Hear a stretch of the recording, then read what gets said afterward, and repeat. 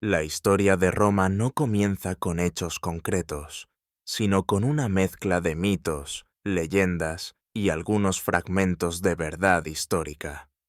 Según la tradición romana, los gemelos Rómulo y Remo nacieron de una vestal llamada Rea Silvia y del dios Marte.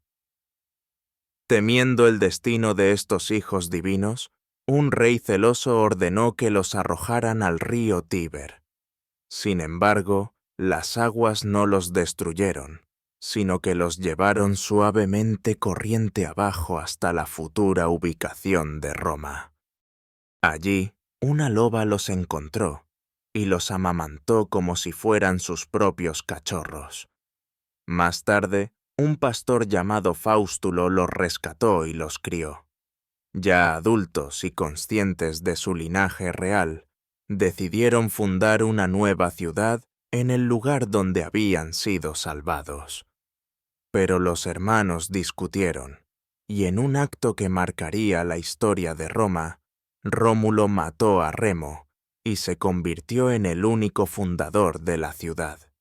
Desde la cima de lo que más tarde se llamaría la colina palatina, Rómulo trazó los límites de Roma con un arado en el año que hoy identificamos como 700 Teto, fecha desde la cual los romanos comenzarían a contar su historia. La aldea primitiva consistía apenas en unas chozas de paja junto al Tíber, rodeada por poderosas ciudades etruscas al norte y colonias griegas al sur. Para fortalecer su incipiente comunidad, Rómulo ofreció asilo a forajidos, exiliados y refugiados de las regiones vecinas. Sin embargo, esto generó un problema: la falta de mujeres. Rómulo resolvió esta situación con el célebre episodio del rapto de las Sabinas, en el que invitó a este pueblo a un festival y, durante la celebración, sus hijas fueron capturadas para convertirlas en esposas de los hombres romanos. Durante casi 2 siglos y medio después de Rómulo, Roma fue gobernada por una sucesión de reyes. En total fueron 7 monarcas, cada uno de los cuales contribuyó al crecimiento de la ciudad, transformándola de un pequeño asentamiento en una potencia regional. El segundo rey fue Numa Pompilio, recordado como un líder sabio y devoto. Se le atribuye la creación de muchas de las prácticas religiosas de Roma, así como la fundación de instituciones fundamentales. Bajo su gobierno se estableció el cargo de Pontifex Maximus, el sumo sacerdote, y se construyó el templo de Jano, cuyas puertas solo se cerraban en tiempos de paz, algo poco frecuente en la historia romana. El tercer monarca, Tulio Hostilio, amplió el territorio romano a través de la guerra, enfrentándose a la vecina ciudad de Alba Longa. Tras su victoria, Roma absorbió a los albanos, marcando el inicio de una estrategia de integración que sería clave para la futura expansión de Roma. En esta época se sitúa el célebre combate entre los trillizos Horacios y Curiacios, que representaban respectivamente a Roma y Alba Longa. Esta batalla simbólica resolvió el conflicto sin necesidad de una guerra total. El cuarto rey, Anco Marcio, emprendió importantes obras públicas. Construyó el primer puente sobre el río Tíber y fundó la ciudad portuaria de Ostia, ubicada en la desembocadura del río, lo que permitió establecer rutas comerciales que eventualmente conectarían a Roma con el mundo mediterráneo. También amplió el territorio de la ciudad, incluyendo la colina Janículo dentro de sus defensas. Con el ascenso del quinto rey, Tarquino Prisco, se intensificó la influencia etrusca en Roma. Durante su reinado se iniciaron grandes proyectos de construcción, entre ellos el templo de Júpiter en la colina capitolina y el Circo Máximo, un enorme estadio destinado a las carreras de carros. También comenzó una de las obras de ingeniería más importantes de la Roma antigua, la Cloaca Máxima, un sistema de drenaje que transformó los pantanosos valles entre las colinas en zonas habitables, sentando las bases del futuro Foro Romano. El sexto monarca, Servio Tulio, llevó a cabo reformas significativas en la estructura social y política de Roma. Implantó la primera constitución de la ciudad, dividiendo a los ciudadanos en clases según su riqueza y capacidad militar. Esta organización dio lugar a la Asamblea Centuriada, un sistema que influiría profundamente en la vida política y militar de Roma durante siglos. Servio también construyó la primera muralla que rodeó por completo la ciudad, protegiendo las 7 colinas: Palatina, Aventina, Capitolina, Quirinal, Viminal, Esquilina y Celio. El último rey, Tarquino el Soberbio, gobernó con arrogancia y mano dura, aunque supervisó obras impresionantes, como la finalización del templo de Júpiter. Su actitud autoritaria lo enemistó con la aristocracia romana. El punto de quiebre fue un acto atroz cometido por su hijo, Sexto Tarquino, quien violó a Lucrecia, una noble romana reconocida por su virtud. Este crimen encendió la indignación popular y desencadenó una revuelta encabezada por Lucio Junio Bruto y Colatino, esposo de Lucrecia. En el año 509 a.C., la monarquía fue derrocada. Tarquino y su familia fueron expulsados de Roma y enviados al exilio. Así nació la República Romana, un nuevo sistema de gobierno diseñado para evitar la concentración del poder en manos de una sola persona. Al mirar hacia atrás en este periodo fundacional, podemos entender cómo las primeras experiencias de Roma moldearon su carácter. Desde sus inicios, Roma demostró una gran capacidad para adaptarse, incorporando influencias etruscas y griegas, al mismo tiempo que desarrollaba una identidad propia y única. Los primeros romanos establecieron tradiciones clave: disciplina militar, ingeniería práctica y organización legal, que serían la base para su posterior imperio. La ciudad, que comenzó como un conjunto de pequeñas aldeas, creció hasta abarcar múltiples asentamientos distribuidos en las 7 colinas, conectados por caminos que con el tiempo se convertirían en las famosas calles de Roma. Al final de la monarquía, la población había crecido hasta alcanzar posiblemente unas 35.000 personas, convirtiendo a Roma en una de las ciudades más grandes del centro de Italia, aunque aún modesta en comparación con lo que llegaría a ser. La sociedad romana de aquella época giraba en torno a la familia, con el jefe masculino del hogar ejerciendo casi un poder absoluto sobre sus dependientes. La observancia religiosa era rigurosa, ya que se creía que los rituales correctos mantenían la pax deorum, la paz con los dioses, esencial para la prosperidad de la ciudad.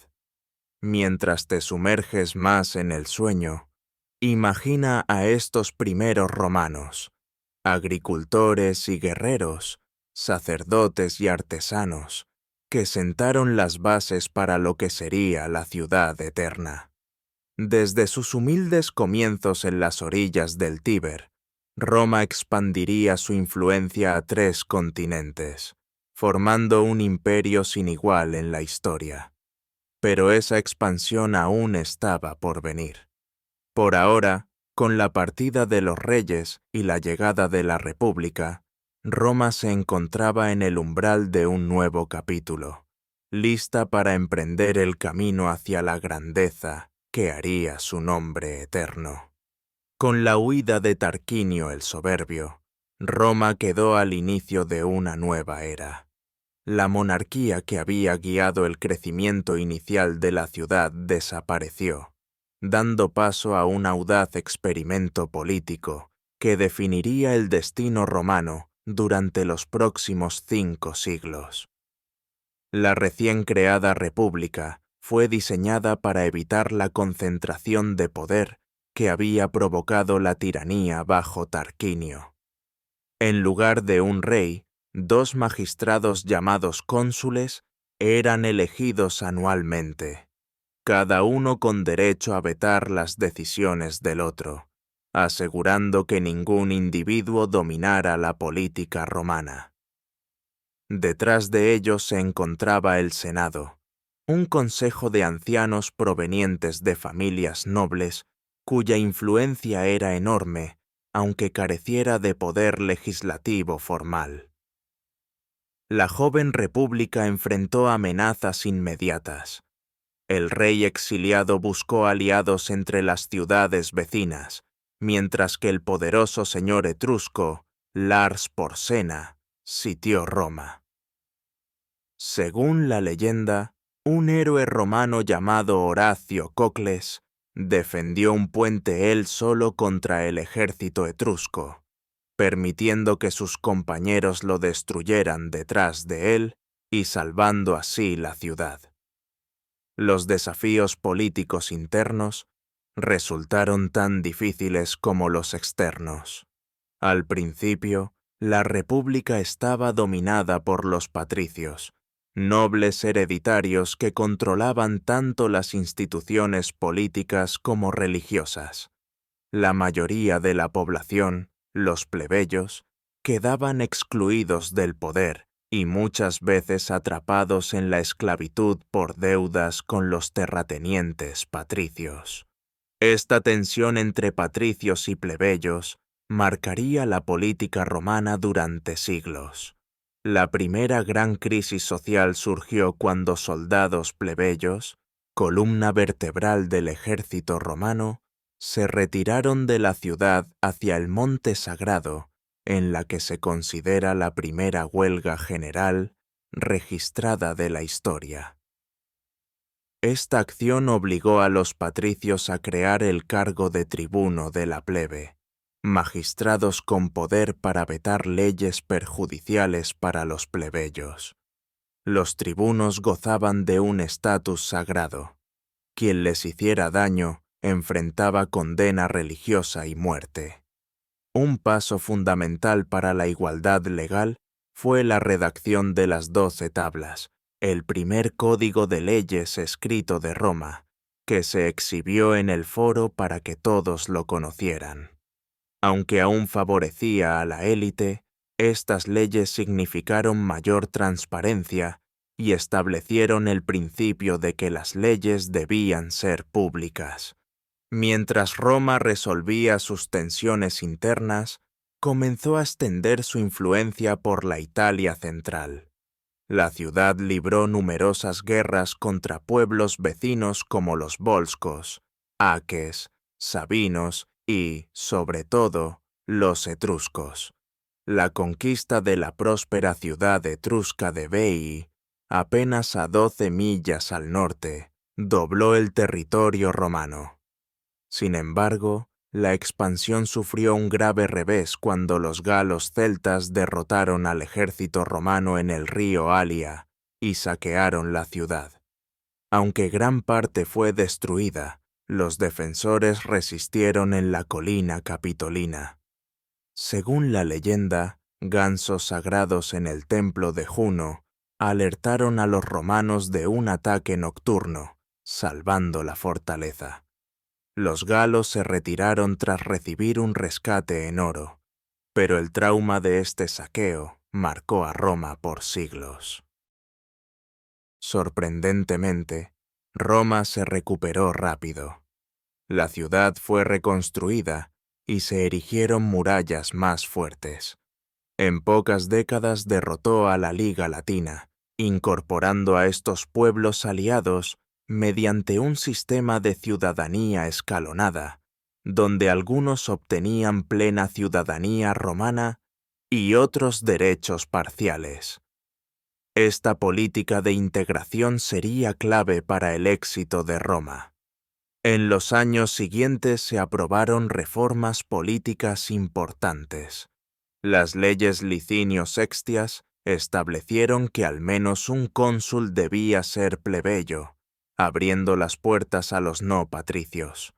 Con el tiempo, los plebeyos accedieron a casi todos los cargos magistrales y religiosos, y la riqueza reemplazó al nacimiento como criterio para la política.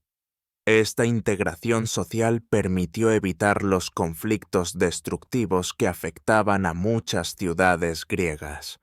El crecimiento de Roma trajo conflictos con otras potencias regionales. En 3 duras guerras contra los samnitas, un pueblo montañés del centro de Italia, Roma extendió su control de costa a costa en la península italiana. En el sur, chocó con las sofisticadas ciudades griegas de Magna Grecia. La ciudad de Tarento, amenazada por la expansión romana, solicitó ayuda a Pirro, rey de Epiro en Grecia, quien llegó con un ejército que incluía elefantes de guerra, desconocidos para los romanos. Aunque Pirro ganó varias batallas, sus victorias costaron mucho en hombres y recursos. Tras una campaña fallida en Sicilia, regresó a Grecia y Tarento cayó poco después, consolidando el dominio romano sobre toda la península al sur del río Po. El gobierno romano sobre esta nueva confederación italiana fue inteligente. Roma mantenía el control de la política exterior y el ejército, pero permitía a los aliados conservar autonomía local. Además, otorgaba distintos niveles de ciudadanía y derechos legales, incentivando la lealtad. Las colonias romanas establecidas por toda la península tenían doble función: recompensar a veteranos con tierras y asegurar puntos estratégicos militares. Este sistema de alianzas proporcionó a Roma recursos humanos que superaban con creces a cualquier rival en el Mediterráneo, otorgándole una ventaja decisiva para futuros conflictos. La unificación de Italia representó una revolución geopolítica en el mundo antiguo, un estado territorial grande con liderazgo centralizado, pero lo suficientemente flexible para respetar la diversidad local. Pronto la mirada romana se dirigió más allá de Italia, hacia Sicilia, donde Cartago, un poderoso imperio marítimo en el norte de África, dominaba la parte occidental de la isla. Cuando un grupo de mercenarios italianos llamados mamertinos pidió protección romana contra los siracusanos y cartagineses, Roma enfrentó una decisión crucial. Intervenir significaba guerra con Cartago, una potencia naval con siglos de experiencia, algo que Roma carecía. La decisión del Senado de apoyar a los mamertinos desencadenó la Primera Guerra Púnica. Roma tuvo que desarrollar su flota naval desde cero. Tras varias derrotas iniciales, capturaron un barco cartaginés y lo usaron como modelo para construir su propia flota, equipándola con un Corvus, una plataforma para abordar barcos enemigos y aprovechar la superioridad de sus soldados en combate cuerpo a cuerpo. A pesar de pérdidas devastadoras por tormentas y batallas, la tenacidad romana triunfó. Cartago cedió Sicilia a Roma y pagó una gran indemnización. La Segunda Guerra Púnica fue aún más peligrosa para Roma.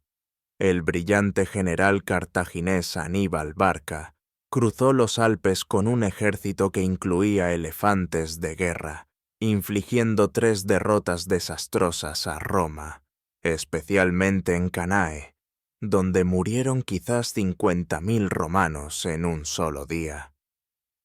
A pesar de estos golpes, Roma no se rindió. Mientras Aníbal recorría Italia buscando aliados entre los descontentos, Roma levantó nuevos ejércitos. El general Quinto Fabio Máximo adoptó tácticas de desgaste, evitando enfrentamientos directos, mientras un joven comandante, Escipión, llevó la guerra a España y luego a África. Ante la amenaza de la caída de Cartago, Aníbal fue llamado a defender su ciudad. En la batalla de Zama, Escipión, llamado africano, derrotó a Aníbal, poniendo fin a la guerra. Cartago perdió su marina, sus territorios ultramarinos y su independencia política, convirtiéndose en un estado tributario romano. Esta victoria estableció a Roma como la potencia dominante del Mediterráneo occidental. La atención romana se dirigió entonces al este, enfrentando a los reinos helenísticos surgidos tras la muerte de Alejandro Magno. Las legiones vencieron al rey Filipo V de Macedonia y luego al seleucida Antíoco III en las batallas de Termópilas y Magnesia. Macedonia fue dividida en 4 repúblicas bajo supervisión romana, y Grecia pasó a estar bajo control directo de Roma. Ese mismo año, la Tercera Guerra Púnica terminó con la destrucción total de Cartago.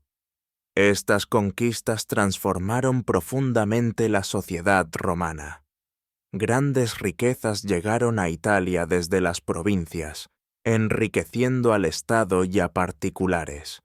Los esclavos capturados en las guerras se multiplicaron, cambiando la agricultura, pues las pequeñas explotaciones dieron paso a grandes latifundios trabajados por esclavos.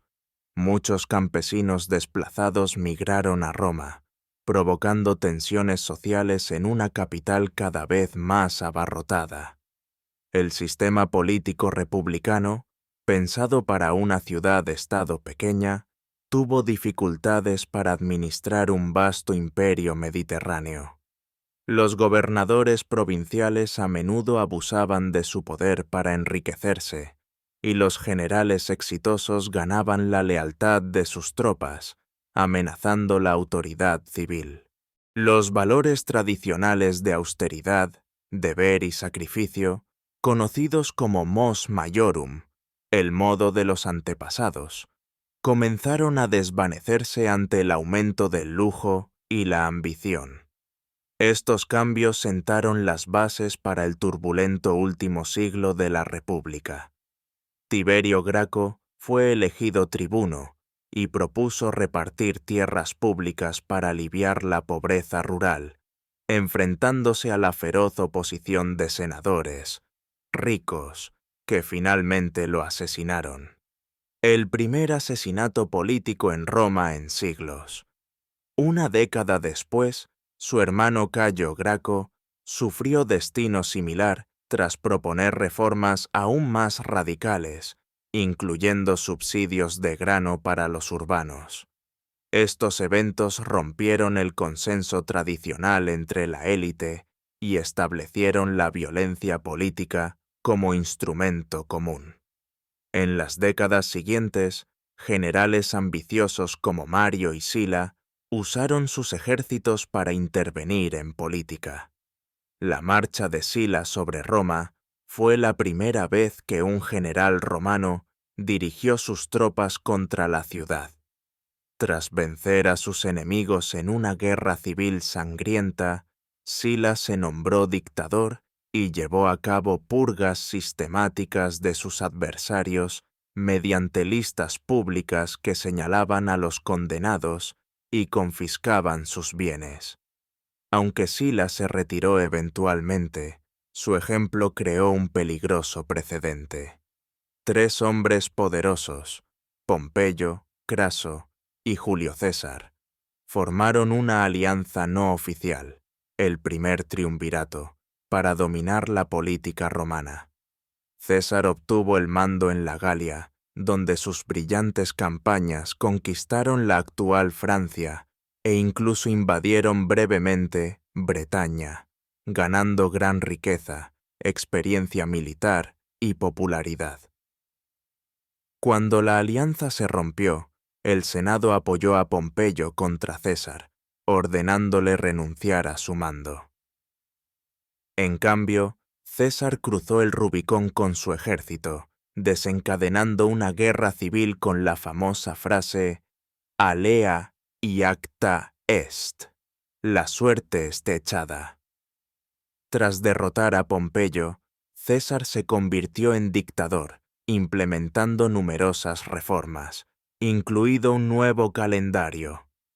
Sus crecientes honores y dictadura vitalicia alarmaron a los republicanos que temían un retorno a la monarquía. El 15 de marzo, los idus de marzo, conspiradores liderados por Bruto y Casio, lo asesinaron en el Senado. Lejos de restaurar la república, su muerte provocó otra guerra civil.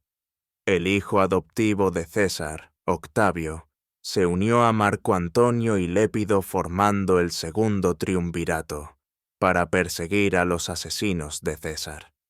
Tras vencer a Bruto y Casio en Filipos, el triunvirato se dividió el mundo romano.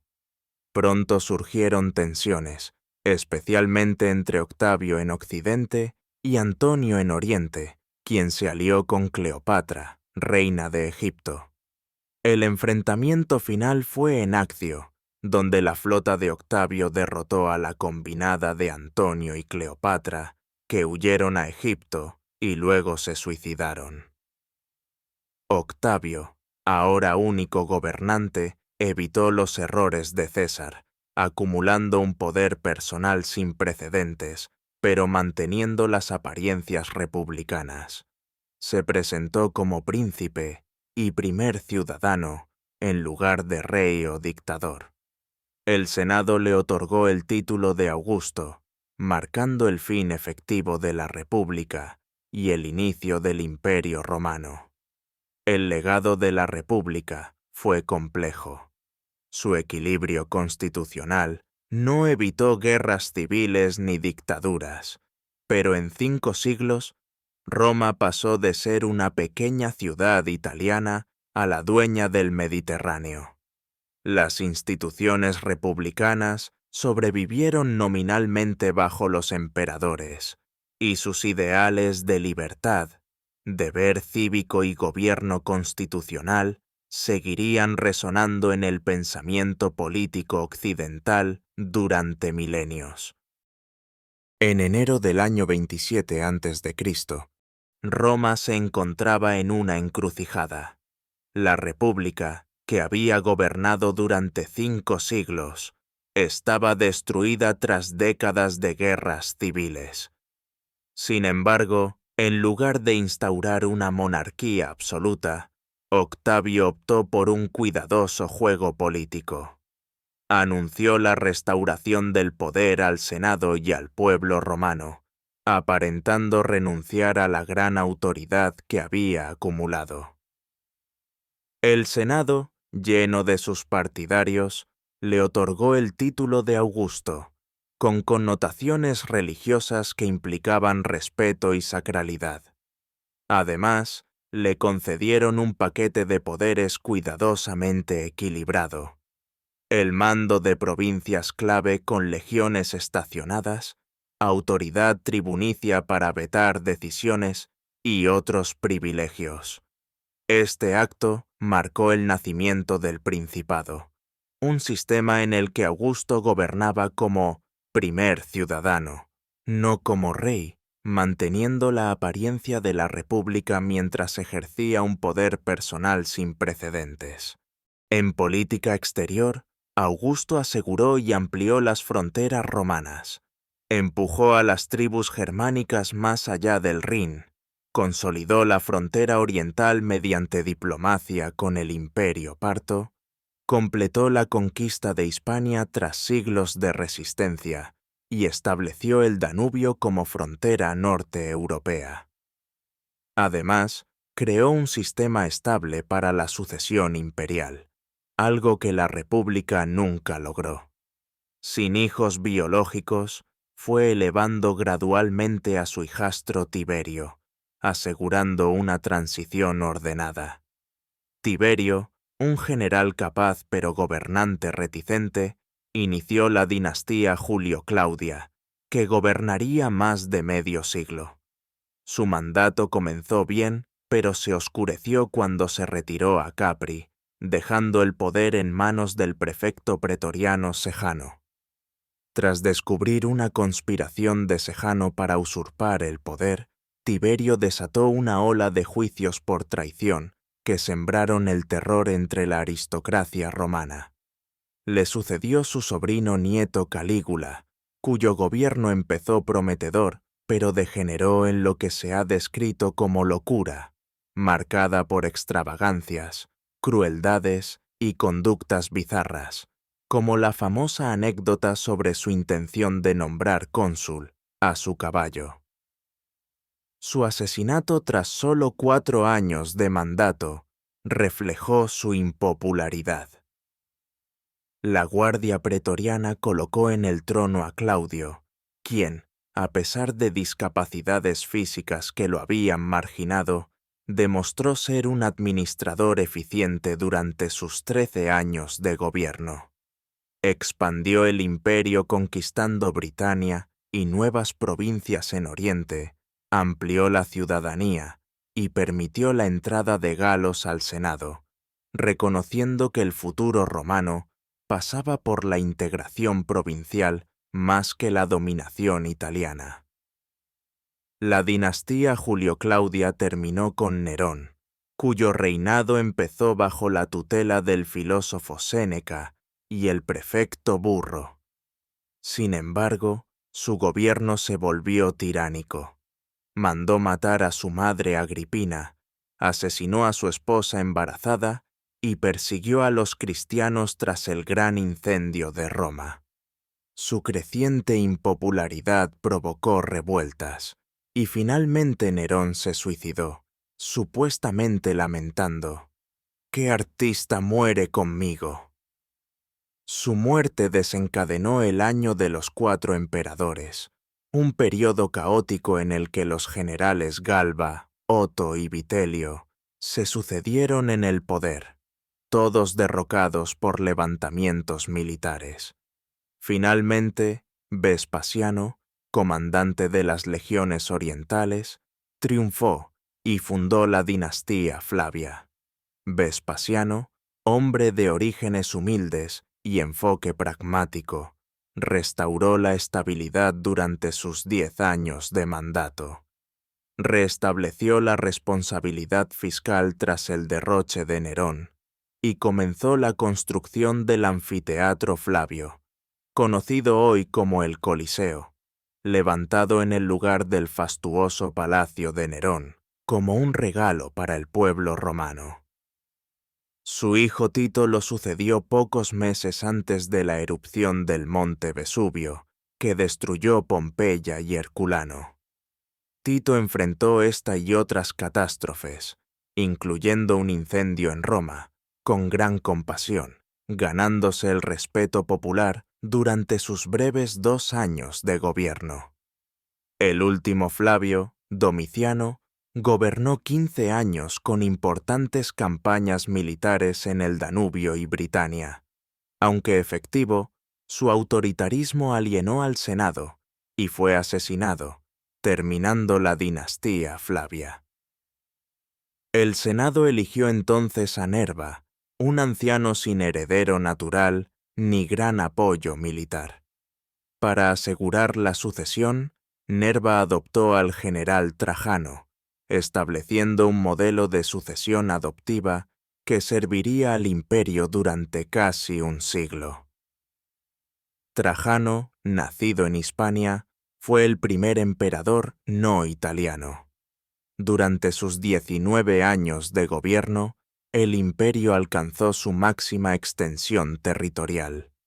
Conquistó Dacia, actual Rumania, integrando sus minas de oro, y realizó campañas ambiciosas que anexaron Armenia, Mesopotamia y partes de Partia, llevando el dominio romano brevemente hasta el Golfo Pérsico. Aunque algunas de estas conquistas orientales fueron abandonadas por su sucesor, marcaron el apogeo de la expansión romana. Más allá de la guerra, Trajano fue reconocido por sus políticas internas. Promovió vastos programas constructivos, incluyendo un enorme foro en Roma y obras en las provincias.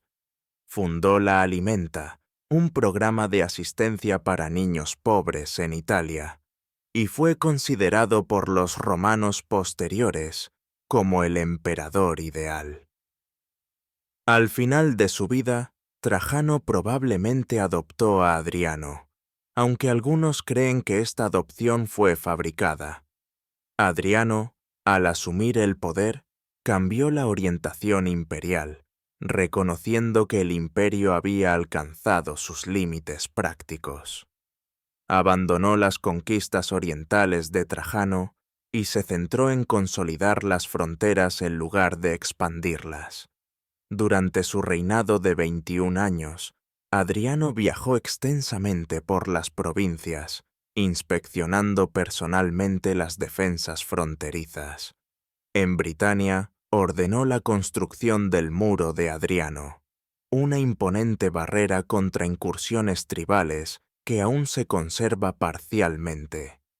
Similarmente, reforzó otras fronteras en el imperio estableciendo límites claros. Apasionado por la cultura griega, Adriano adoptó la barba al estilo helénico y pasó largas temporadas en Atenas, completando el gran templo de Zeus olímpico. Su legado arquitectónico incluye también el Panteón en Roma, con su innovadora cúpula de concreto que sigue en pie como prueba de la genialidad romana. El sucesor designado por Adriano, Antonino Pío, gobernó durante 23 años de notable paz y prosperidad, sin guerras ni disturbios mayores, consolidando la estabilidad del imperio. Antonino adoptó a Marco Aurelio como heredero, con la condición de que éste adoptara a Lucio Vero como coemperador. Marco Aurelio, conocido como un estoico devoto y autor de las Meditaciones, enfrentó una etapa dominada por desafíos militares. Tribus germánicas, posiblemente desplazadas por movimientos poblacionales más al este, presionaron intensamente las fronteras del Danubio.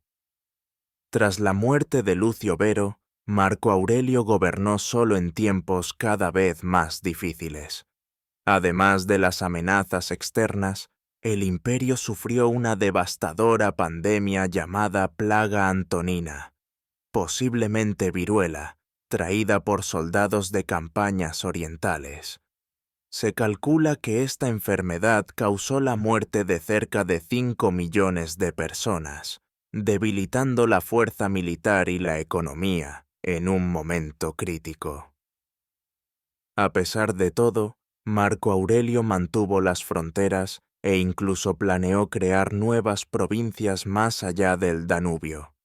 Sin embargo, a diferencia de sus predecesores que escogían sucesores por adopción, permitió que su hijo biológico Cómodo lo sucediera, decisión que tendría consecuencias desastrosas para Roma. Mirando hacia atrás, este periodo desde Augusto hasta Marco Aurelio representa el apogeo del Imperio Romano.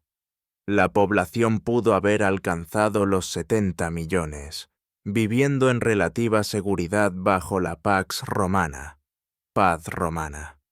Una extensa red de más de 250.000 millas de caminos facilitaba el comercio, la comunicación y el movimiento militar en todo el Mediterráneo y más allá. Las ciudades florecieron con servicios públicos inéditos, acueductos, baños públicos, teatros y foros. El derecho romano, cada vez más sofisticado y justo, se aplicaba en 3 continentes. La literatura y el arte alcanzaron grandes logros, con obras como la épica de Virgilio, la Eneida, las Metamorfosis de Ovidio, las historias de Tácito, las biografías de Suetonio y las cartas de Plinio el Joven. Aunque los avances científicos fueron menos notables, los conocimientos prácticos en arquitectura, ingeniería, agricultura y medicina hicieron la vida diaria más confortable para millones. Durante este periodo también surgió y se extendió el cristianismo. Jesús de Nazaret vivió y murió bajo el reinado de Tiberio, y a pesar de persecuciones esporádicas, las comunidades cristianas se establecieron en las principales ciudades para el tiempo de Marco Aurelio, sentando bases que transformarían el imperio posteriormente. Asimismo, se acentuó la importancia de las provincias. Italia perdió su posición privilegiada y emperadores de España y otras regiones asumieron el trono. La ciudadanía se amplió progresivamente hasta llegar siglos después a todos los habitantes libres del imperio. Las redes comerciales conectaron regiones distantes, con productos que llegaban desde India y China a los mercados romanos. Esta era de estabilidad y prosperidad descansó sobre varios pilares. El Pacto Augusteo, que equilibró el poder imperial con respeto a la tradición, el sistema adoptivo que generó líderes capaces, fronteras lo suficientemente seguras para impedir grandes invasiones y una economía que, aunque limitada según estándares modernos, generó el excedente necesario para sostener una civilización urbana y un ejército permanente de casi 400.000 hombres.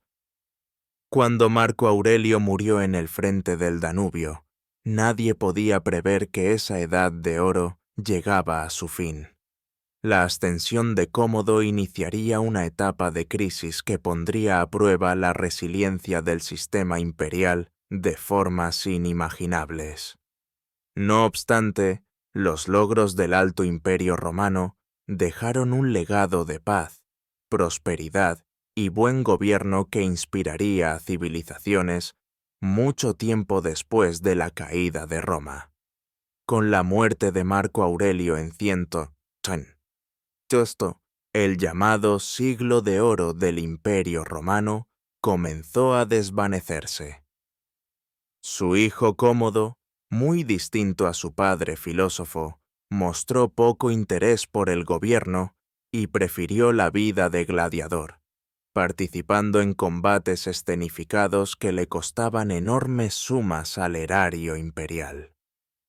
Bajo su reinado, que incluyó extravagancias como rebautizar Roma como colonia comodiana y proclamarse reencarnación de Hércules, el imperio siguió funcionando gracias a la gestión de sus administradores, aunque la inestabilidad política crecía debido a sus ejecuciones arbitrarias de senadores y funcionarios.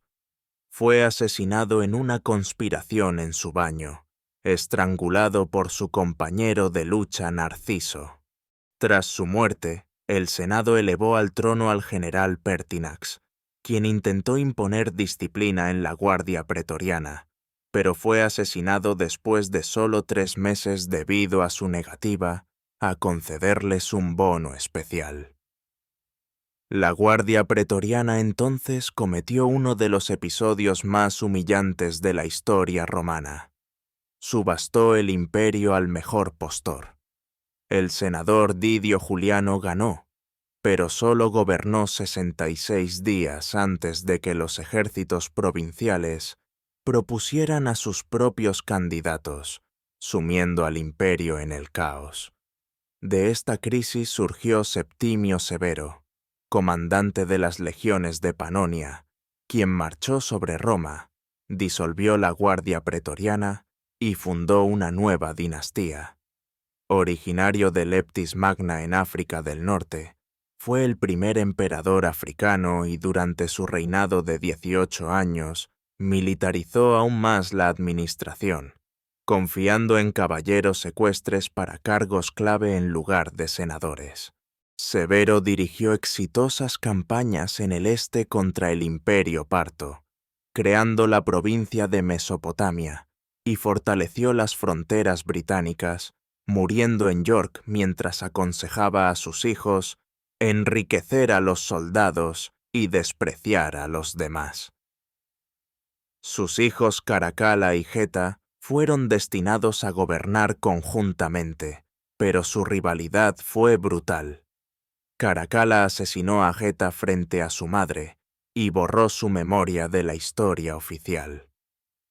A pesar de su tiranía, Caracalla promulgó la Constitución Antonina, que concedía la ciudadanía romana a todos los hombres libres del imperio, consolidando la transformación de Roma de una ciudad-estado a un imperio universal regido por leyes, más que por origen étnico.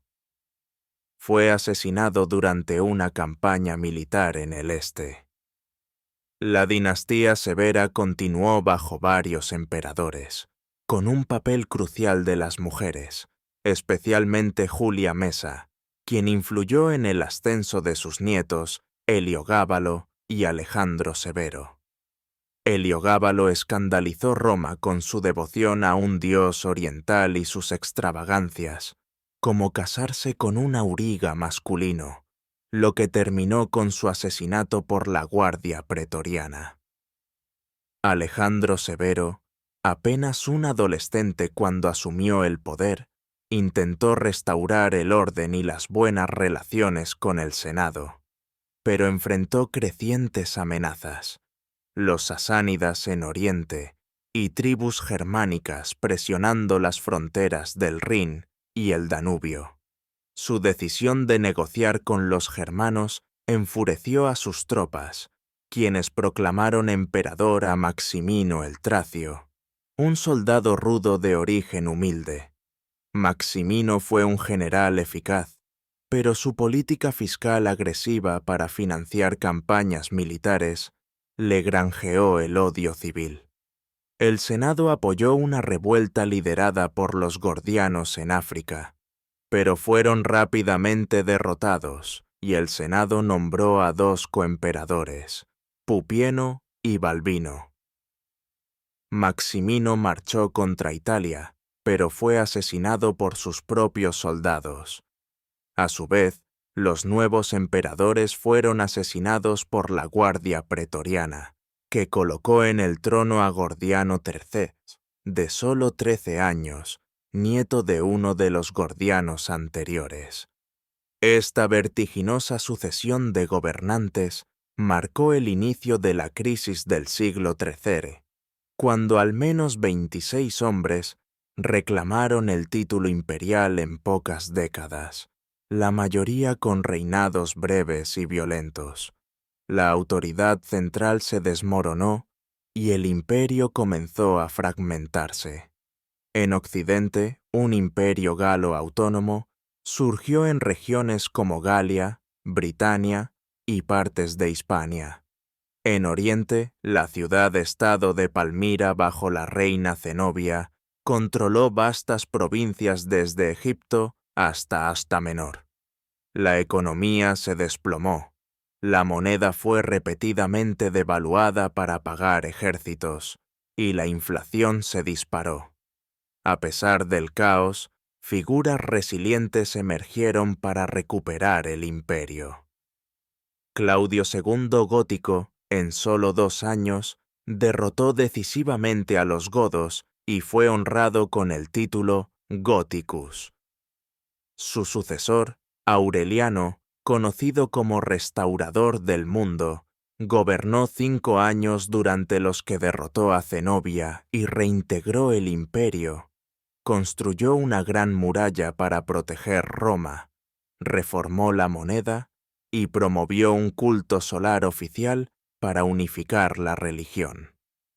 Fue asesinado por conspiraciones internas, y tras su muerte, varios emperadores breves siguieron.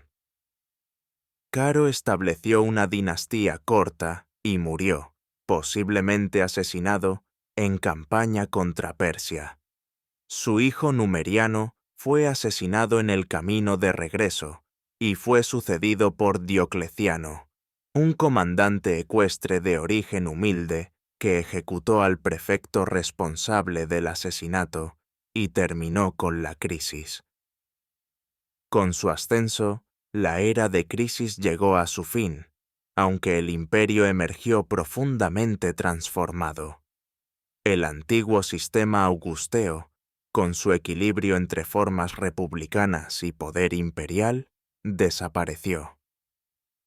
En su lugar, surgió un régimen más autocrático, con un emperador cada vez más visto como una figura sagrada y distante. El ejército casi se duplicó para hacer frente a múltiples amenazas, absorbiendo una gran parte de los recursos estatales. La tributación se volvió más pesada y uniforme, y la distinción entre Italia y provincias se diluyó, pues toda la población soportaba cargas similares. A pesar de las dificultades, la cultura siguió evolucionando. El neoplatonismo, con filósofos como Plotino, influyó en el pensamiento cristiano emergente. El cristianismo se extendió como una fuerza importante en la sociedad, ofreciendo consuelo en tiempos inciertos. El derecho romano continuó desarrollándose a través de juristas como Ulpiano y Paulo, y la ingeniería romana mantuvo su calidad, como demuestran las murallas de Aureliano y numerosos edificios públicos provinciales. Cuando terminó el siglo III, el imperio que Diocleciano heredó estaba maltrecho pero intacto. Las reformas que introduciría en las décadas siguientes transformarían completamente el sistema imperial, dando lugar al imperio tardío, una estructura adaptada para los retos de un mundo cambiante. Así se completó la transición desde el Alto Imperio Augusteo hacia la Roma tardía, una evolución forjada en la fragua de la crisis y la recuperación. Tras recuperar el poder supremo, el mundo romano se encontraba agotado luego de medio siglo de crisis. Aprendiendo de estos tiempos convulsos, el nuevo emperador transformó la administración imperial más profundamente que cualquier otro desde Augusto. Nacido en una familia humilde en Dalmacia, en la costa del Adriático, Diocleciano ascendió en el ejército sin contar con apoyos aristocráticos. Esta visión externa quizá le permitió percibir con claridad los problemas estructurales que enfrentaba Roma. El imperio se había vuelto demasiado extenso y complejo para que un solo gobernante pudiera administrarlo eficazmente. Las emergencias militares en una frontera requerían la presencia del emperador justo cuando surgían crisis en otras áreas. Consciente de esta realidad, Diocleciano tomó una medida sin precedentes: nombrar a un coemperador. Elevó a su compañero Maximiano al rango de Augusto, asignándole el mando de las provincias occidentales, mientras él se concentraba en el oriente. Sin embargo, esta división resultó insuficiente, por lo que Diocleciano amplió el sistema designando a 2 emperadores menores, llamados Césares, Galerio en el este y Constancio Cloro en el oeste. Este sistema, conocido como la tetrarquía o gobierno de 4, dividió las responsabilidades administrativas sin perder la apariencia de un imperio unificado. Cada tetrarca gobernaba una cuarta parte del territorio romano desde su propia capital, ya que Roma perdió su papel central. Este esquema incluía un plan para una sucesión ordenada. Tras 20 años, los augustos mayores debían retirarse, permitiendo que los césares ascendieran y eligieran nuevos subordinados.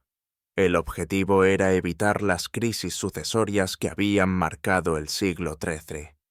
Más allá de reorganizar el liderazgo imperial, Diocleciano modificó la geografía administrativa del imperio. Dividió las provincias en unidades más pequeñas, casi duplicando su número para hacerlas más manejables. Estas se agruparon en 12 diócesis, que a su vez formaban 4 prefecturas, cada una alineada con el territorio de un tetrarca. Este sistema creó varios niveles de supervisión para reducir la corrupción y aumentar la eficiencia. El ejército también fue objeto de una profunda reorganización. Diocleciano separó la autoridad civil de la militar, algo que antes estaba concentrado en los gobernadores provinciales. Además, aumentó considerablemente el tamaño del ejército para poder enfrentar simultáneamente las amenazas en varias fronteras. Para evitar que generales con demasiada influencia pudieran rebelarse, redujo el tamaño de las fuerzas en las provincias y creó una reserva móvil central capaz de actuar rápidamente ante cualquier crisis. Estas nuevas estructuras administrativas y militares demandaban más recursos, por lo que Diocleciano implementó un censo exhaustivo para identificar la riqueza y a los contribuyentes. Su sistema fiscal se basó en pagos en especie, no en moneda que cada vez valía menos, estableciendo cuotas de productos y bienes que debían ser entregados por cada región.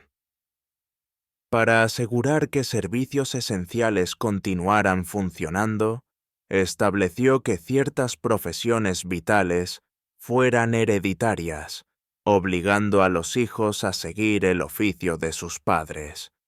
Aunque estas reformas trajeron estabilidad al imperio, aumentaron significativamente el control estatal sobre la vida de los individuos. La economía de mercado libre que existía en épocas anteriores cedió paso a un sistema más regulado, donde las necesidades del Estado prevalecían sobre la iniciativa privada. También se acentuó la distinción legal entre las clases honestiores y humiliores, aplicándose normas diferentes a cada grupo. Diocleciano intentó también controlar la inflación mediante un edicto que fijaba precios máximos para miles de productos y servicios en todo el imperio. Sin embargo, esta medida, aunque bien intencionada, fue imposible de aplicar y terminó siendo abandonada.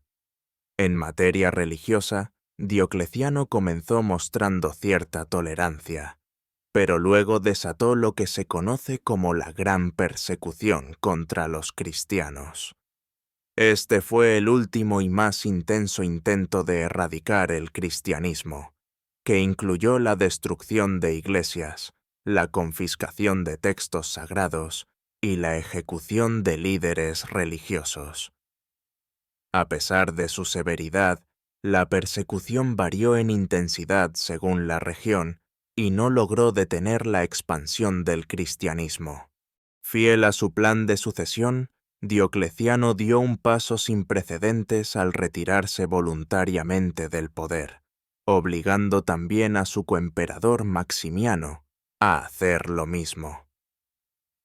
Pasó sus últimos años cultivando coles en su palacio de Split, en la costa dálmata, y se dice que comentaba a sus visitantes que solo alguien que había sido emperador podía entender el placer del retiro. Sin embargo, el sistema tetrárquico, cuidadosamente diseñado, se vino abajo casi inmediatamente después de la jubilación de su creador. Los planes de sucesión se vieron socavados por el apego a lazos familiares, cuando las tropas proclamaron emperadores a Constantino, hijo de Constancio Cloro, y a Magencio, hijo de Maximiano. Los años siguientes estuvieron marcados por complejas luchas de poder entre varios aspirantes al trono. De entre estos conflictos salió victorioso Constantino. Según la tradición cristiana, antes de la decisiva batalla del puente Milvio contra Magencio, Constantino tuvo una visión en el cielo, una cruz acompañada de las palabras: «Con este signo vencerás». Ya fuera una conversión genuina o una estrategia política, la adopción del cristianismo por parte de Constantino transformó el mundo romano. El Edicto de Milán, emitido junto a su colega oriental Licinio, puso fin formalmente a la persecución contra los cristianos y restituyó sus propiedades confiscadas. Aunque no convirtió al cristianismo en la religión oficial, el edicto otorgó a esta fe un estatus legal y el favor imperial. Posteriormente, Constantino derrotó a Licinio y se convirtió en el único gobernante de un imperio reunificado. Quizás su decisión más trascendental fue fundar una nueva capital en el lugar de la antigua ciudad griega de Bizancio, renombrándola Constantinopla. Esta ciudad cristiana, libre de las antiguas asociaciones paganas de Roma, ocupaba una posición estratégica sin igual, controlando el estrecho entre Europa y Asia, y serviría como capital imperial por más de 1000 años. Constantino mantuvo muchas de las reformas administrativas de Diocleciano, aunque suavizó algunas de sus medidas más estrictas. Creó una nueva moneda de oro, el solidus, que mantuvo su valor durante siglos, brindando estabilidad monetaria tras décadas de inflación. En materia religiosa, favoreció a los cristianos sin reprimir directamente los cultos tradicionales, iniciando una transición gradual que se aceleraría con sus sucesores. Tras la muerte de Constantino, el imperio fue dividido entre sus 3 hijos sobrevivientes: Constantino II, Constancio II y Constante. Sus gobiernos estuvieron marcados por conflictos fratricidas y continuas tensiones religiosas, especialmente en torno a la controversia arriana sobre la naturaleza divina de Cristo. Finalmente, Constancio II se impuso como emperador único y gobernó hasta su fallecimiento. El breve reinado de Juliano el Apóstata, sobrino de Constantino, representó el último esfuerzo serio por restaurar la religión romana tradicional. Criado como cristiano, pero convertido en secreto al paganismo, Juliano intentó revitalizar la cultura clásica y reducir los privilegios cristianos durante sus apenas 18 meses en el poder. Su muerte en combate contra los persas puso fin a esta contrarrevolución religiosa. Los emperadores que sucedieron a Juliano mantuvieron la posición privilegiada del cristianismo. Bajo Teodosio I, el cristianismo se convirtió en la religión oficial del Estado. El Edicto de Tesalónica estableció el cristianismo niceno como la única fe legítima del imperio, y edictos posteriores cerraron templos paganos y prohibieron los sacrificios tradicionales. De esta forma, las milenarias tradiciones religiosas que habían sustentado Roma desde sus inicios fueron oficialmente abandonadas. Teodosio enfrentó también importantes desafíos externos más allá de los religiosos.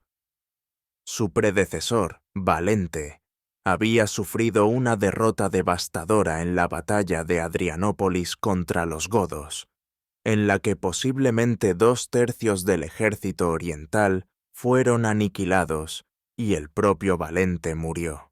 Este enfrentamiento mostró el creciente peligro militar que representaban los pueblos germánicos, quienes buscaban asentarse dentro del imperio. En lugar de expulsar a estos godos, Teodosio optó por integrarlos dentro del territorio imperial como federados, es decir, tropas aliadas que mantenían a sus propios líderes, pero reconocían la soberanía romana. Esta solución pragmática aportó la fuerza militar que el imperio necesitaba, aunque también incrementó la influencia de estos grupos germánicos semiautónomos dentro de las fronteras romanas. El ejército romano tardío dependía cada vez más de estas tropas aliadas y reclutaba abundantemente entre los pueblos germánicos para las unidades regulares. La idea común de que los romanos débiles contrataron a bárbaros para que pelearan sus batallas es simplificada. Muchos romanos seguían sirviendo y numerosos bárbaros estaban completamente romanizados. Sin embargo, la composición étnica del ejército cambió notablemente respecto a siglos anteriores. Los cambios sociales y económicos de esta época reflejaron la transformación profunda del imperio. El cristianismo modificó los valores culturales, dando mayor importancia a la salvación espiritual más que a las virtudes cívicas clásicas. Las clases medias urbanas se fueron reduciendo, mientras que el servicio imperial y las grandes propiedades agrícolas ganaban protagonismo en la economía. Las ciudades se encogieron, encerradas dentro de murallas defensivas, y muchos de sus monumentos clásicos fueron desmantelados para usar sus materiales en nuevas construcciones o adaptados para usos cristianos. A pesar de estos cambios, la época fue testigo de notables logros culturales. Surgió una floreciente literatura patrística, donde pensadores cristianos como Ambrosio, Jerónimo y Agustín desarrollaron complejos sistemas teológicos y filosóficos que influirían en el pensamiento occidental durante siglos. En el ámbito jurídico, el Código Teodosiano reunió la legislación imperial en una referencia legal sistemática que preservó la jurisprudencia romana para generaciones futuras. Tras la muerte de Teodosio, el imperio fue dividido entre sus hijos. Arcadio recibió el oriente y Honorio el occidente. Aunque esta separación se planteó como algo temporal, terminó siendo definitiva. Aunque ambos gobiernos conservaron la apariencia de un imperio unificado, cada uno siguió intereses distintos y enfrentó desafíos propios. La parte oriental, más rica y mejor protegida geográficamente, perduró por casi 1000 años como lo que hoy conocemos como el Imperio Bizantino, aunque sus habitantes seguían identificándose como romanos. Por otro lado, el Imperio Occidental enfrentó amenazas existenciales que condujeron a su colapso en el transcurso de una sola generación. Al concluir el siglo IV, el Estado romano ya era muy diferente al principado instaurado por Augusto. El emperador gobernaba como un monarca al estilo oriental. Era llamado dominus en lugar de princeps, y sus funcionarios se inclinaban ante él en ceremoniales cortesanos, cada vez más complejos y restrictivos.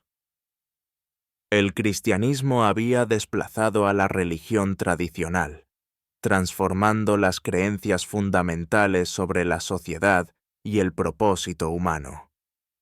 Sin embargo, a pesar de estas transformaciones, la continuidad esencial de la administración romana persistió. El imperio seguía controlando territorios similares a los de la época de los antoninos, El latín y el griego permanecían como lenguas oficiales. La ley romana regulaba la vida cotidiana, y sus habitantes seguían considerándose romanos, aunque el significado de esta identidad evolucionaba con las circunstancias. Finalmente, el escenario estaba listo para el último acto en la larga historia del Imperio Romano de Occidente. La presión germánica sobre las fronteras aumentaba, mientras los recursos internos disminuían. Los emperadores occidentales enfrentaron desafíos que resultaron insuperables.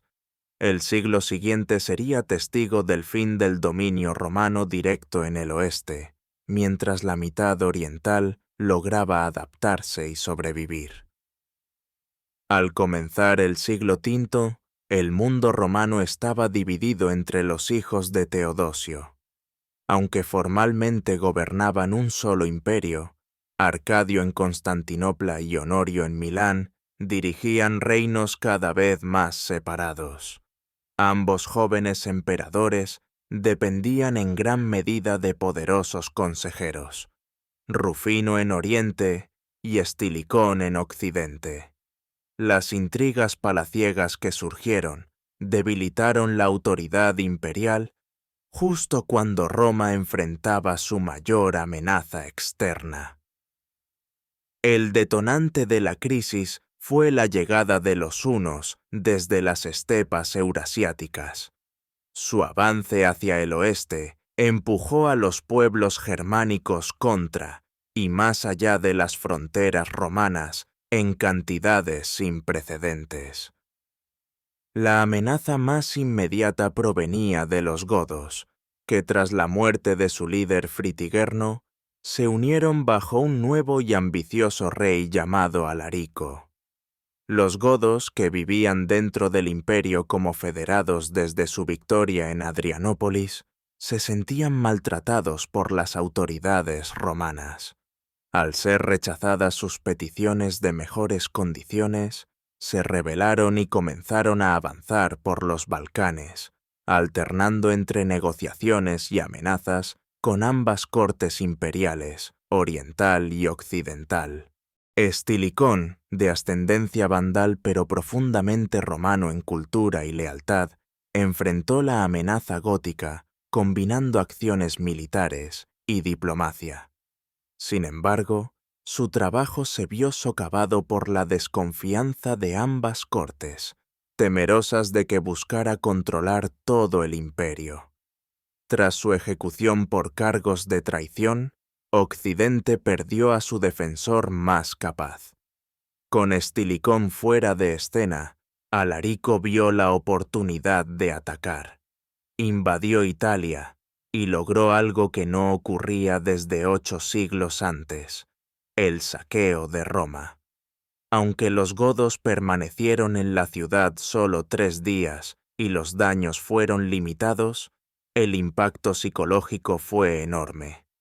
Jerónimo, escribiendo desde Belén, lamentaba que la luz brillante del mundo se había extinguido y todo el mundo había perecido en una sola ciudad. Poco después de la muerte de Alarico, los godos se trasladaron a la Galia y finalmente se establecieron en Aquitania como federados romanos. Mientras tanto, otros pueblos germánicos cruzaron el Rin congelado en un invierno especialmente severo, asentándose en la Galia y luego en Hispania. Entre ellos estaban los vándalos, suevos y alanos, que fundaron sus propios reinos dentro de provincias nominalmente romanas. El gobierno imperial occidental, ahora con sede en Rávena por razones de seguridad, luchaba por responder a estas múltiples incursiones. El verdadero poder comenzó a concentrarse en el Magister Militum, maestro de soldados, el comandante militar supremo, más que en el emperador. Durante casi 2 décadas, esta posición estuvo en manos de Flavio Aecio, a quien a veces llaman el último de los romanos. Mientras Aecio intentaba mantener lo que quedaba de la autoridad romana en Galia, una nueva amenaza surgió en el norte de África. Los vándalos, bajo su rey Genserico, cruzaron desde España y conquistaron las ricas provincias que abastecían a Roma de grano. Al tomar Cartago, establecieron un poderoso reino y construyeron una flota que dominaría el Mediterráneo occidental. En medio de estos movimientos germánicos, el Imperio Occidental enfrentó a su adversario más temible, Atila, el Hun. Tras devastar las provincias orientales y vencer a los ejércitos imperiales, Atila se dirigió al oeste, invadiendo la Galia. Aecio reunió una coalición de fuerzas romanas y federados germánicos, incluyendo visigodos, y detuvo a Atila en la batalla de los Campos Cataláunicos. El año siguiente, Atila invadió Italia, y Roma parecía condenada hasta que una embajada liderada por el Papa León Pinne, logró que el huno se retirara. Aunque relatos posteriores atribuyeron esta retirada a una intervención divina, razones más prácticas, como enfermedades en el ejército de Atila, escasez de alimentos en Italia y posibles sobornos desde Constantinopla, explican mejor su decisión. La muerte de Atila poco después y el colapso de su poder dieron a Roma un respiro momentáneo. Sin embargo, ese mismo año la corte imperial fue sacudida por intrigas. Aecio fue asesinado por orden del emperador Valentiniano III, quien a su vez fue asesinado meses después por seguidores de Aecio, poniendo fin a la dinastía teodosiana en Occidente. Lo que siguió fue una rápida sucesión de emperadores de corta duración, muchos meros títeres de poderosos comandantes militares. Mayoriano, que gobernó solo unos años, representó el último intento serio de restaurar el poder romano en Occidente. Sus esfuerzos por reconstruir el ejército y recuperar el norte de África terminaron en derrota y ejecución. Después de Mayoriano, los emperadores occidentales controlaban poco más que Italia, mientras varios reinos germánicos alcanzaban autonomía efectiva. Los suevos en el noroeste de España, los visigodos expandiéndose desde Aquitania, los burgundios en el sureste de Galia y los francos ganando poder en el norte. Gran Bretaña, abandonada décadas antes por las fuerzas imperiales, desarrolló una sociedad post-romana cada vez más influenciada por los sajones. Para finales del siglo V, los emperadores occidentales eran irrelevantes para la mayoría de las provincias. El verdadero poder en Italia estaba en manos del comandante militar Ricimero, y tras su muerte, de sus sucesores Gundebado y finalmente Orestes. Este último colocó a su joven hijo Rómulo Augustulo como emperador, aunque el muchacho no ejercía autoridad real. Tropas germánicas, principalmente de las tribus érulas y estiras, exigieron concesiones de tierras permanentes como las otorgadas a otros federados. Al negarse Orestes, estas tropas respaldaron a Odoacro, un oficial germano al servicio romano, quien depuso a Orestes y obligó a abdicar a Rómulo, poniendo fin a la farsa del gobierno imperial en Occidente. En una solución pragmática, Odoacro envió las insignias imperiales al emperador Zenón en Constantinopla, señalando que un emperador separado para Occidente ya no era necesario. Recibió el título de patricio y gobernó Italia nominalmente como virrey de Zenón, pero de facto como rey independiente. Rómulo, aún adolescente, fue permitido retirarse a una finca rural con una generosa pensión, un final sorprendentemente benevolente para un monarca depuesto. Este episodio marca tradicionalmente la caída de Roma, o más precisamente, el fin del Imperio Romano de Occidente. Sin embargo, para quienes vivieron esos momentos, no hubo un colapso abrupto. Muchas estructuras de la vida romana continuaron bajo nueva dirección. Reyes germánicos emitieron leyes basadas en modelos romanos, mantuvieron sistemas tributarios y emplearon a administradores romanos. Varias razones explican por qué Occidente no pudo resistir las presiones que su contraparte oriental sí superó. La parte occidental tenía fronteras terrestres más expuestas y enfrentaba invasiones más frecuentes. Su economía era menos urbana y más agrícola que la oriental. Las provincias ricas de África del Norte y parte de la Galia, que financiaban Occidente, se perdieron ante vándalos y visigodos, generando un círculo vicioso de declive económico. Los emperadores occidentales también carecían de legitimidad comparados con sus pares orientales. Las guerras civiles constantes y el cambio rápido de gobernantes minaron la confianza en la autoridad imperial. Tras el saqueo de Roma, la base psicológica del imperio, la creencia en el destino eterno de Roma, quedó gravemente dañada. Aún así, a medida que el control imperial directo desaparecía, la romanidad, la cultura e identidad romana persistieron. El latín siguió siendo la lengua de la administración y la cultura letrada. La Iglesia Católica mantuvo estructuras organizativas romanas y conceptos legales. Los acueductos seguían llevando agua, y la gente aún se reunía en los foros, aunque nuevos señores germánicos gobernaban desde antiguos palacios imperiales. El fin del Imperio Romano de Occidente no significó la desaparición del mundo romano. En Oriente, el imperio continuó prosperando desde su magnífica capital en Constantinopla.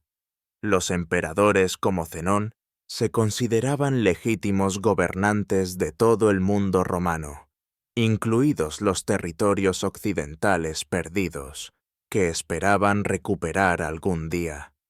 El gobierno de Odoacro fue breve.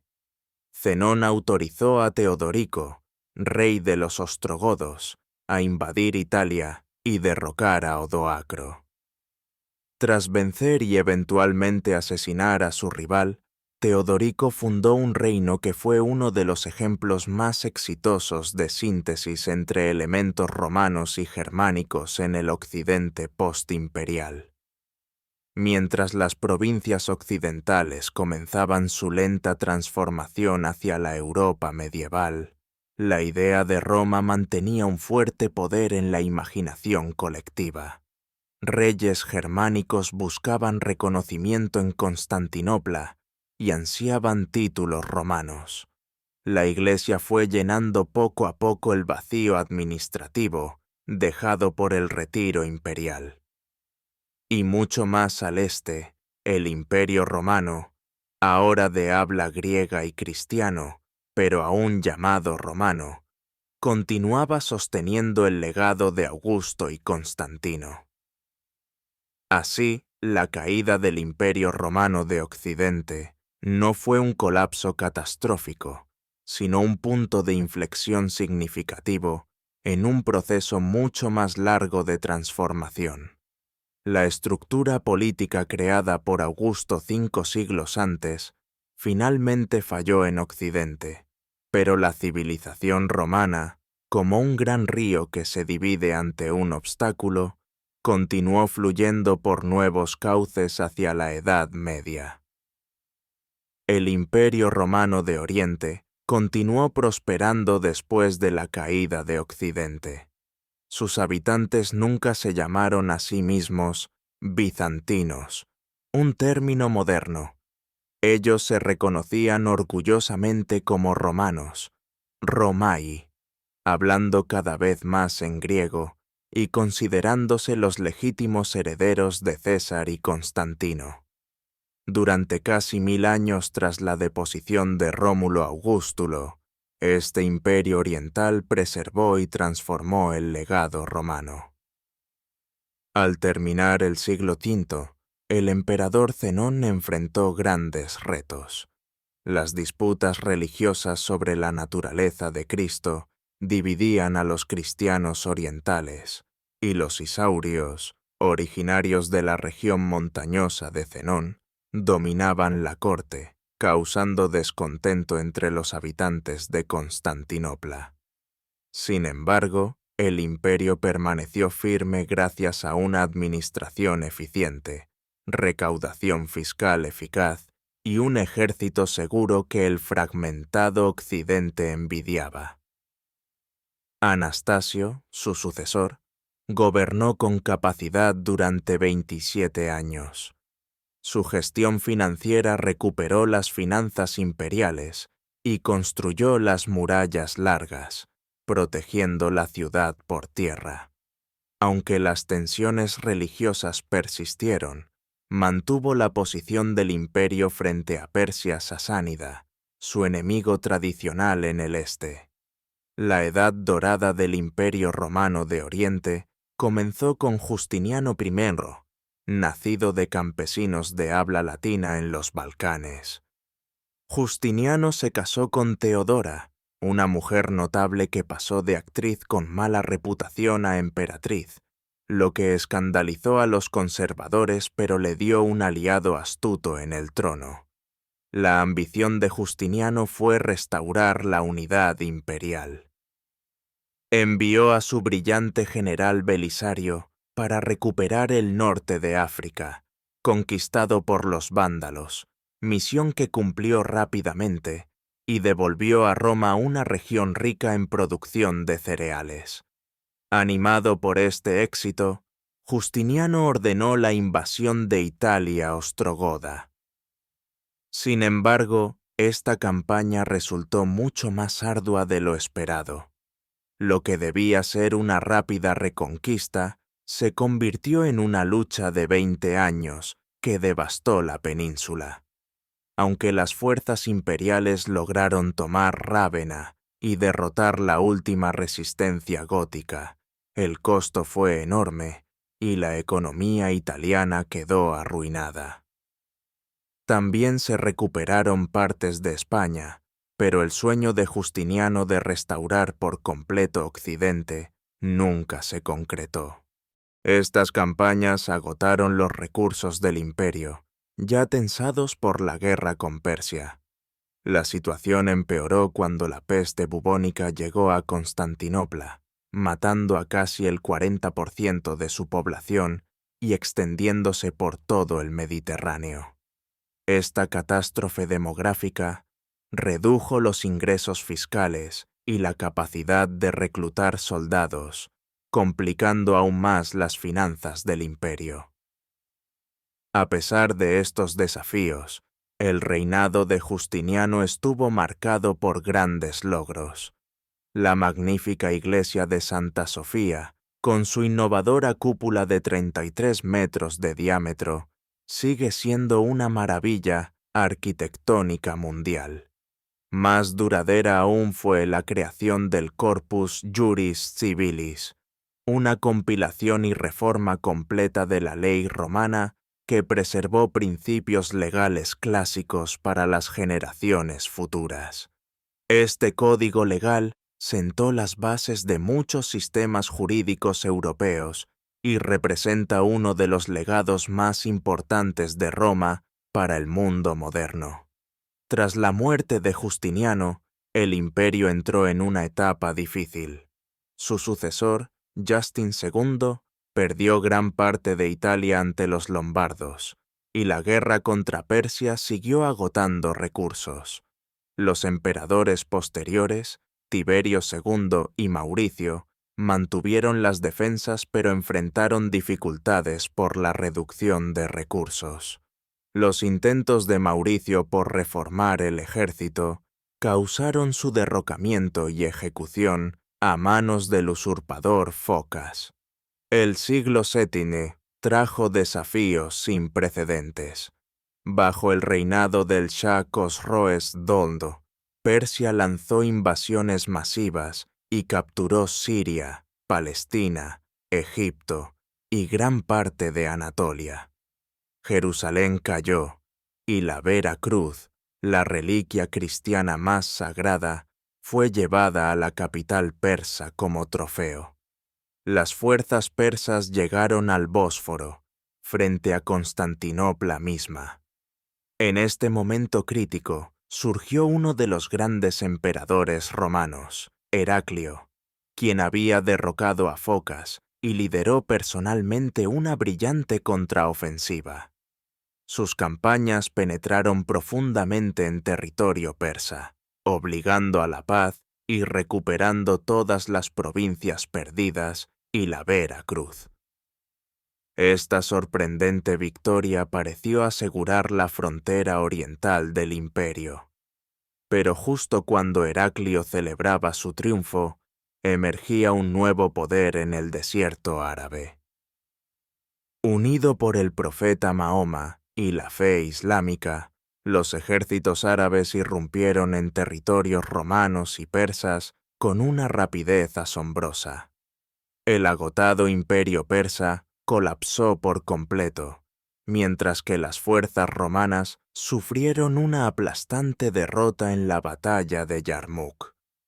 En menos de una década, Siria, Palestina y Egipto, provincias romanas por más de 6 siglos, quedaron bajo dominio islámico. Esta pérdida territorial transformó al imperio, que se redujo y se concentró en Constantinopla, Asia Menor Occidental y los Balcanes meridionales. El griego reemplazó definitivamente al latín en la administración y el imperio adquirió un carácter más explícitamente cristiano. Aunque los historiadores modernos marcan esta transformación del siglo VII como el paso del Imperio Romano de Oriente al Imperio Bizantino, sus contemporáneos no percibieron tal división. A pesar de las enormes pérdidas territoriales, el imperio se adaptó y sobrevivió. El sistema de temas, que reorganizó las provincias en distritos militares defendidos por campesinos soldados, fue clave para resistir los constantes ataques árabes. Además, el fuego griego, un arma incendiaria que ardía incluso sobre el agua, proporcionó una ventaja decisiva a las flotas imperiales. Cuando los árabes sitiaron Constantinopla en 2 ocasiones, las defensas mantuvieron firme la ciudad. La falla de estos asedios marcó un punto de inflexión, conservando al imperio como un baluarte cristiano en el Mediterráneo oriental y protegiendo gran parte de Europa de la expansión islámica. Los siglos VIII y principios del IX estuvieron marcados por controversias sobre las imágenes religiosas, conocidas como la iconoclasia. Emperadores desde León III hasta Teófilo prohibieron la veneración de iconos, considerándolos cercanos a la idolatría. Esta política dividió a la sociedad y tensó las relaciones con Roma y otros cristianos occidentales, que seguían utilizando imágenes sagradas. La restauración de los iconos sanó esas divisiones y dio inicio a un período de renovación cultural e intelectual bajo la dinastía macedónica, fundada por Basilio Pimbore. El imperio recuperó su vigor, aumentó la producción agrícola, revivieron las ciudades y mejoraron las fortunas militares. Emperadores como Nicéforo Foco y Juan Cimistes recuperaron territorios en Siria, mientras que Basilio II conocido como el asesino de búlgaros, llevó a cabo campañas despiadadas que pusieron bajo control imperial a los Balcanes. Esta Roma renacida, aunque griega en idioma y cultura, fue la sociedad más poderosa, rica y avanzada del mundo cristiano. Constantinopla, con cerca de 500.000 de habitantes, eclipsaba a las modestas ciudades de Europa occidental. Sus mercados ofrecían productos desde China hasta Escandinavia. Sus iglesias brillaban con mosaicos y sus eruditos preservaban textos antiguos desconocidos en Occidente. Sin embargo, bajo esta fachada dorada surgían problemas estructurales. Los campesinos libres que sostenían los ejércitos temáticos perdían gradualmente sus tierras frente a las crecientes propiedades aristocráticas. Los cargos en la administración civil se volvieron hereditarios en lugar de basarse en el mérito. Las diferencias religiosas con Occidente se profundizaron, culminando en el cisma que dividió al cristianismo en las ramas católica y ortodoxa. La catástrofe decisiva llegó en Manzikert, donde los turcos selyúcidas derrotaron al emperador romano IV Diógenes, abriendo Anatolia, el corazón del imperio, a la colonización turca. Al mismo tiempo, los normandos conquistaron las últimas posesiones imperiales en Italia, y los pechenegos atacaron a través del Danubio. El imperio que parecía triunfante décadas antes luchaba ahora por sobrevivir. La desesperada petición de ayuda occidental del emperador Alejo I Comneno ayudó a desencadenar la primera cruzada. Aunque los cruzados establecieron estados en Tierra Santa, las tensiones entre latinos y griegos se intensificaron. La Cuarta Cruzada, tristemente famosa, fue desviada hacia Constantinopla, saqueando la mayor ciudad cristiana y creando un efímero imperio latino en sus ruinas. Aunque las fuerzas imperiales recuperaron Constantinopla bajo Miguel VII Paleólogo, el imperio restaurado era apenas una sombra de lo que fue. Las repúblicas mercantiles italianas dominaron la economía, mientras los estados serbio y búlgaro recortaban territorios en los Balcanes. Lo más grave fue que emiratos turcos controlaban la mayor parte de Anatolia, y el agresivo Estado otomano emergió como la amenaza principal. Los otomanos cruzaron a Europa, rodeando lentamente Constantinopla. A pesar de desesperados intentos diplomáticos para conseguir ayuda occidental, el apoyo fue escaso. El emperador Constantino XI enfrentó en abril con pocos miles de defensores a la enorme fuerza del sultán Mehmed II. Durante 7 semanas, las antiguas murallas resistieron el fuego de cañones otomanos, pero el 29 de mayo, el asalto final rompió las defensas. Se dice que Constantino XI se despojó de sus insignias imperiales y murió luchando junto a sus soldados. Cuando la ciudad cayó, Mehmed entró a Santa Sofía, que ese mismo día se convirtió en mezquita. Así terminó el Imperio Romano, que había durado 1480 años desde el ascenso de Augusto. Sin embargo, su legado persistió en muchas formas. Los sultanes otomanos se proclamaron herederos de los césares romanos, gobernando gran parte de lo que fue Bizancio. Moscú asumió el título de Tercera Roma, preservando la ortodoxia y las tradiciones imperiales. Y la Italia renacentista redescubrió textos clásicos preservados por eruditos bizantinos que huyeron hacia Occidente antes y después de la caída de Constantinopla. Lo más importante es que el Imperio bizantino fue un puente crucial entre el mundo antiguo y la Edad Media, preservando el derecho romano, la filosofía griega y la teología cristiana en siglos en los que podrían haberse perdido. Su diplomacia sofisticada, su burocracia avanzada y su economía compleja sirvieron de modelo más allá de sus fronteras. La historia épica que comenzó con Rómulo en el Palatino llegó a su fin, pero Roma nunca desapareció realmente. Se transformó. Mientras te relajas y te preparas para dormir, imagina cómo los ecos de la civilización romana siguen presentes en las leyes que seguimos, los idiomas que hablamos, los edificios que admiramos y muchos otros aspectos de nuestra vida, que serían irreconocibles sin el legado duradero de Roma. Aunque el último emperador con el título de César cayó con Constantinopla, su espíritu sigue vivo.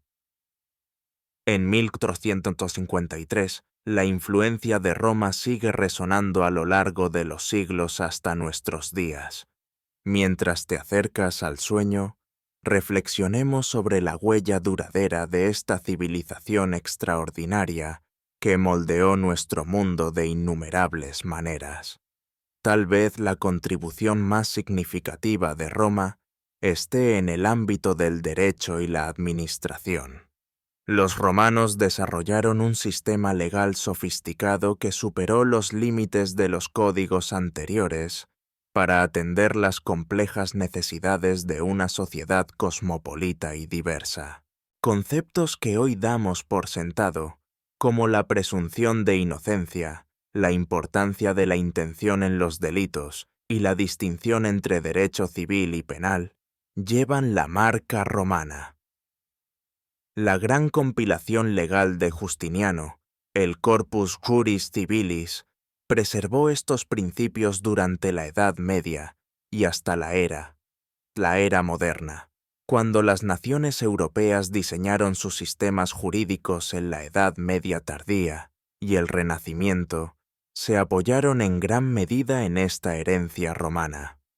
Actualmente, la tradición del derecho civil que rige en la mayor parte de Europa continental, América Latina y partes de África y Asia deriva directamente de los modelos romanos. Incluso la tradición del common law inglesa y de sus antiguas colonias, aunque se desarrolló por separado, absorbió numerosos conceptos romanos. Más allá de las leyes específicas, Roma fue pionera en prácticas de administración pública que influyeron en los estados posteriores. Crearon un servicio civil profesional, registros sistemáticos, pesos y medidas estandarizados, censos regulares y sistemas fiscales complejos. Aunque estos avances puedan parecer rutinarios, constituyeron la infraestructura esencial para que sociedades complejas pudieran funcionar. La idea misma de ciudadanía, un estatus legal formal que confiere derechos y responsabilidades, debe mucho a la práctica romana. La expansión gradual de la ciudadanía romana a los pueblos conquistados ofreció un camino hacia la integración que ayudó a sostener el imperio durante siglos. Este modelo de inclusión basada en méritos, aunque imperfecto en su ejecución, fue una alternativa a la exclusividad étnica que caracterizaba a muchos estados antiguos. En el campo del lenguaje y la literatura, la influencia de Roma es ineludible. El latín, lengua de campesinos junto al río Tíber, se convirtió en la lengua franca de la civilización occidental por más de 1000 años. Aunque ya no se habla como idioma nativo, sus descendientes, las lenguas romances, entre ellas el español, portugués, francés, italiano y rumano, son la lengua materna de casi 1000 millones de personas en la actualidad. Incluso idiomas que no derivan directamente del latín reflejan su influencia a través de siglos de préstamos.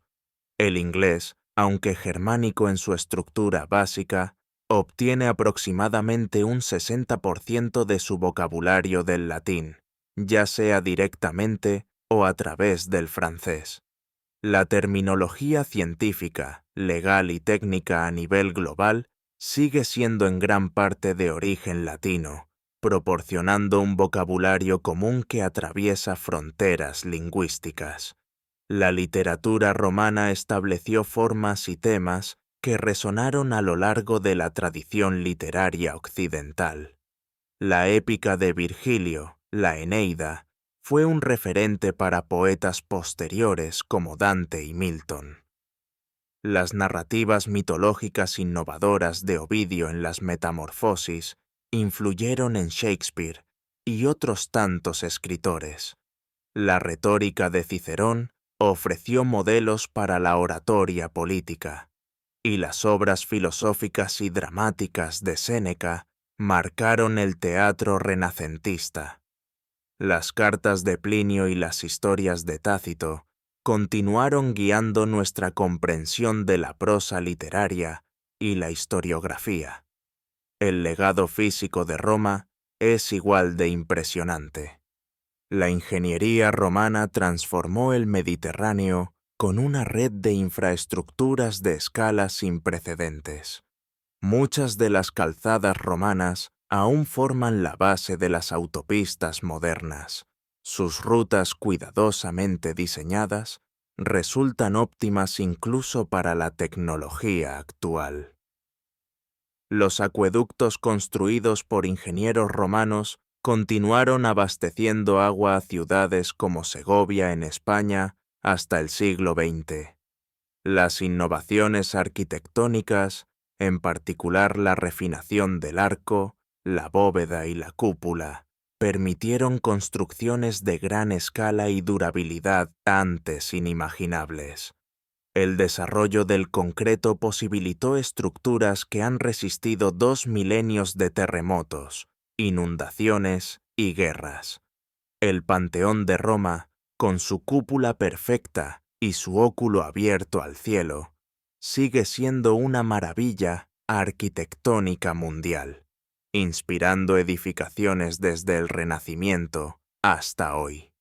En lo militar, la influencia romana es igualmente profunda. La legión, una fuerza de combate profesional y flexible que combinaba infantería pesada con unidades especializadas, sirvió de modelo para ejércitos durante siglos. El énfasis romano en la disciplina, el entrenamiento, la ingeniería y la logística, más allá del mero valor o número de soldados, estableció estándares que otros ejércitos exitosos imitaron. Hoy, los militares estudian las campañas de César como ejemplos de brillantez estratégica y táctica. El legado político de Roma es más complejo. La República Romana, con sus controles y equilibrios, separación de poderes y límites de mandato, influyó en los fundadores de muchas constituciones modernas, especialmente en Estados Unidos. Sin embargo, Roma también mostró cómo las instituciones republicanas pueden ser socavadas por individuos ambiciosos y cómo la libertad puede ser sacrificada en favor de la seguridad y estabilidad. El sistema imperial que sucedió a la República ofreció lecciones tanto positivas como negativas. En su mejor momento, el Imperio Romano proporcionó buena gobernanza, seguridad y prosperidad a poblaciones diversas en 3 continentes. En su peor cara, exhibió los peligros de la autocracia, la corrupción del poder absoluto y las dificultades para mantener la unidad en territorios vastos y culturalmente heterogéneos. El cristianismo, la religión más grande del mundo, debe su expansión global al contexto romano en que surgió. Los primeros cristianos aprovecharon las calzadas, barcos y redes urbanas romanas para difundir su mensaje. Tras la conversión de Constantino, la estructura administrativa imperial sirvió de modelo para la organización eclesiástica, con diócesis a menudo coincidentes con las provincias romanas. Incluso el título Pontifex Maximus, que los emperadores romanos ostentaron como sumos sacerdotes del culto estatal, fue adoptado por los papas que lideran la Iglesia Católica. Los logros culturales de Roma no solo radican en sus contribuciones originales, sino también en su capacidad de síntesis y transmisión. Artistas, filósofos y científicos romanos frecuentemente adaptaron modelos griegos, pero al hacerlo preservaron y transmitieron esos saberes a civilizaciones posteriores. Sin Roma como intermediaria, gran parte del pensamiento clásico griego podría haberse perdido para la tradición occidental. La idea misma de Roma se convirtió en un símbolo poderoso mucho tiempo después de la caída del imperio. Durante la Edad Media y la era moderna, líderes políticos buscaron reclamar el manto romano. La coronación de Carlomagno como emperador en 800, la identidad bizantina como romanos, los zares rusos que se consideraban herederos de la Tercera Roma, y el Sacro Imperio Romano Germánico de los Habsburgo reflejan esta herencia simbólica. Incluso la arquitectura nazi y la imaginería fascista de Mussolini evocaron conscientemente la grandeza imperial romana, demostrando el poder persistente, aunque a veces mal usado, del simbolismo romano. Quizás lo más esencial que Roma legó a civilizaciones futuras fue una visión cosmopolita, la idea de que pueblos diversos pueden participar en una comunidad cultural y política compartida, manteniendo aspectos de sus identidades propias. Aunque imperfectamente realizada, esta aspiración romana de un mundo unido bajo la ley y la ciudadanía común, más que dividido por líneas étnicas o religiosas, sigue siendo un ideal poderoso en nuestra sociedad global cada vez más interconectada. Roma mostró tanto las alturas que la humanidad puede alcanzar como las profundidades a las que puede caer. La misma civilización que produjo la sabiduría de Marco Aurelio también presenció los excesos de Calígula. La sociedad que construyó el Panteón organizó crueles juegos gladiatorios. Este legado complejo nos recuerda que los logros humanos siempre están mezclados con defectos y que la civilización es a la vez inspiradora y falible. Mientras te sumerges más en el sueño, imagina cuánto sería diferente nuestro mundo sin la influencia duradera de Roma.